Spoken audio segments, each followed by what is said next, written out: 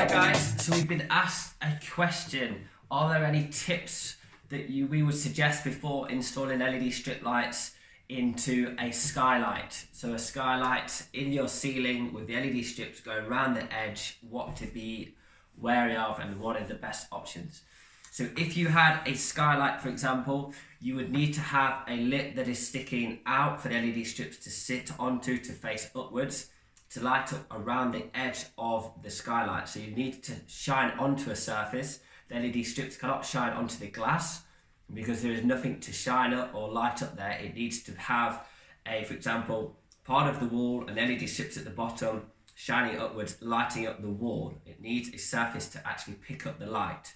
So if you had a surface of, say, 1/2 meter, for example, the strips at the bottom, you would need to build a ledge for the strips to sit onto, to shine up and light up the area around the edge of the skylight.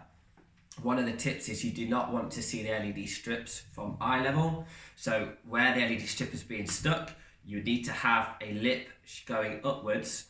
So if you're from the eye level, you cannot see up and see the light source in any way. So that lip, you'd usually have that 5 or 10 mil or more if you can. So you'd have a flat ledge with a lip shining up around the edge.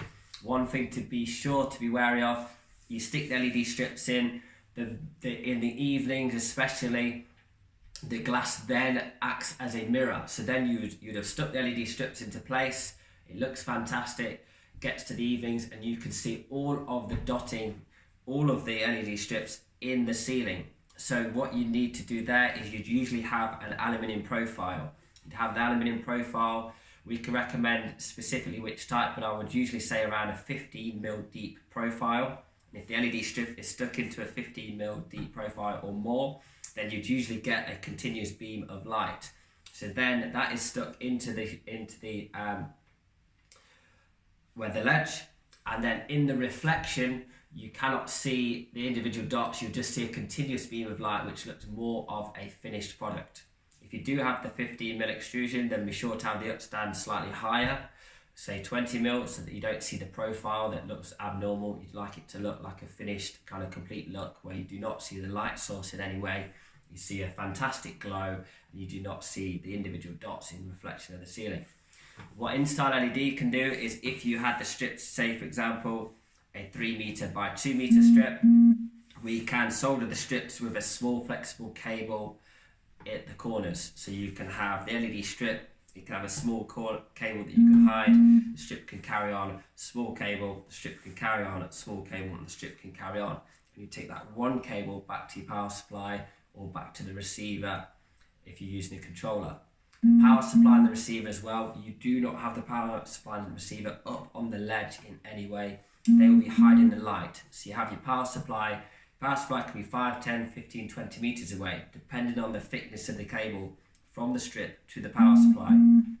So you'd have the power supply away, not on show in any way. You'd have the power supply and receiver, if you're using a controller, away from them. They could be in a cupboard somewhere. And usually how people would have these is they'd wire the power supply to your main switch. So you could use a remote if you've got the colour scrolls for colour changing type, for example, but then you can use your main on and off switch to treat the lights as a normal light switch. Same as if it's the white, you can have an on-off switch, or you could have a rotary dimmer switch to dim the lights.